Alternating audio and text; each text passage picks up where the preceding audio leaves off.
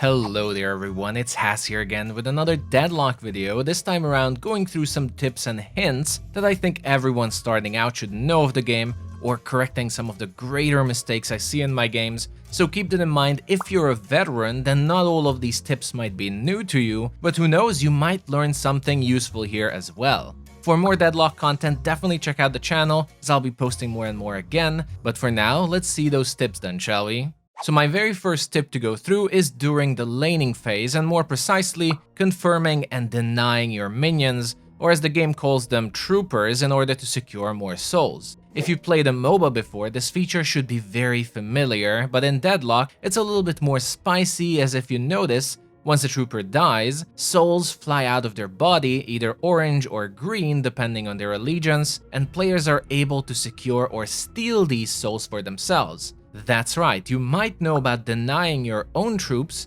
but you also have to confirm your own kills by securing those green orbs flying out of them, or you lose a big portion of your souls. At the beginning, what this means is when you kill a trooper, you get around 50% of the souls immediately, and the other 50% is in the orb up for the taking, for you to confirm the hit, or for the enemy hero to steal it. This might of course change in the future, but so keep in mind that 50% of your souls are constantly up for the taking, and so confirming and denying trooper kills is vital for a successful laning phase. A bit of a bonus tip for this section is that if you use a melee hit or a charged melee attack with your default Q button, then you're able to last hit enemy troopers and secure 100% of the souls without generating a soul orb, so practice using your melee as you can completely prevent the enemy team from being able to steal your souls.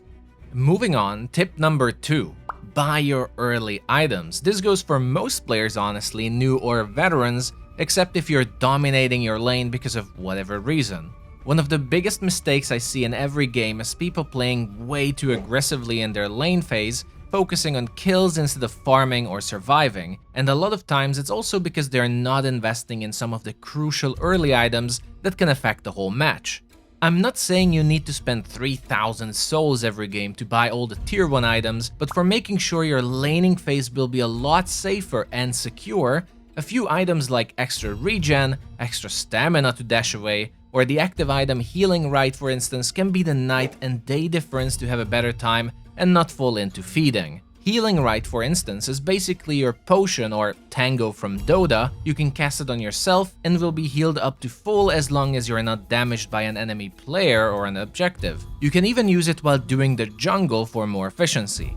Remember that farming and securing souls is crucial in this game, and every second at the beginning you are not spending on confirming or denying souls is a massive advantage to the enemy team. So it's not even necessary about dying, but simply not being on your lane while troopers are dying and you're losing out on hundreds of souls, having less items, and reaching your ultimate ability later than the enemy, giving them another opportunity to deny you, kill you, and prevent you from getting souls. So always try to invest in a few early items, especially if you're having a competitive lane opponent. Remember that as long as your first guardian is still alive, there's a shop right next to you where you can quickly buy your items.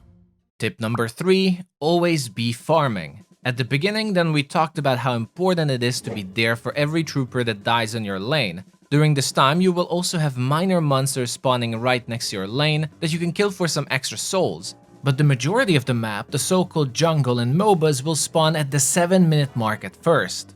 The jungle is a crucial element to the game flow, and the team that utilizes this feature the best will usually be ahead in souls and have an easier time winning games. Another huge mistake I see in games is players being very low on souls, and a lot of times you might just think they were playing bad or they were feeding on their lanes, right? But that might not be true, and the person who died the most can actually be close to the top in soul counts, and the person with the most kills can actually be pretty damn low depending on their map activity. Always be farming basically means that whatever you do during the game, you should always be efficient with your movement and killing so that wherever you go or whatever you do, there should be enemy troopers nearby that you can kill or push a lane, or there should be jungle monsters around that you can clear for extra souls to keep your souls per minute as high as possible throughout the game.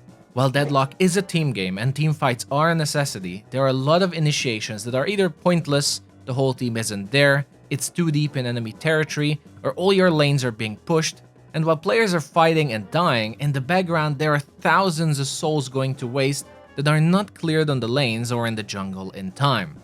So practice your efficiency on the map, don't abandon your team, but always try to clear the jungle as much as possible, mostly when you already have pushed your lanes, and keep your souls per minute as high as possible, and you will see a quick increase in your performance and your win rate in Deadlock. Now going on to tip 4. This will be a relatively quick tip, but one I didn't really know for long, and yet it is so important, and it is about boxes and statues on the map.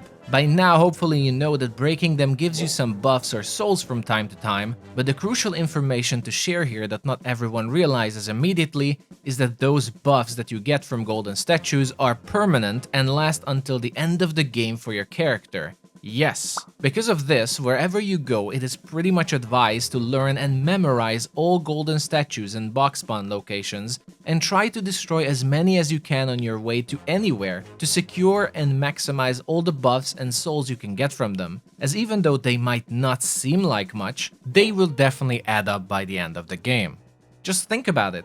Each box could count as a single troop for souls, or every golden statue that gives you +3 spirit, or +3% weapon damage, or +4% ammo. These are stats you're paying hard souls for at the beginning of the game, even by the end, and these can easily become +30% or +50 something that can equal a whole bonus item in your arsenal that the enemy players might not have. So do not underestimate the buffs you can get from golden statues, nor the bonus souls you can gather from boxes, and try to gather as much as possible while you're traveling around the map without sacrificing, of course, team fights or farming.